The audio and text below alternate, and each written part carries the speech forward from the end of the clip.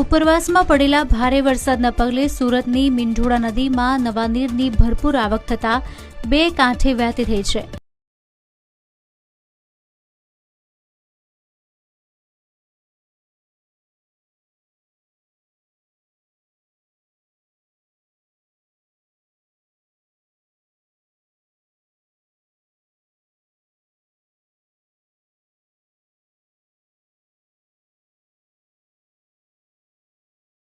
તાપી જિલ્લાના સોનગઢ તાલુકાના ચીમેર ગામે આવેલા પ્રખ્યાત ચીમેર ધોધ ગઈકાલે પડેલા ભારે વરસાદ બાદ સક્રિય થઈ ગયો છે, જેના લીધે સમગ્ર પંથકનું કુદરતી સૌંદર્ય સોળે કળાએ ખીલી ઉઠ્યું છે।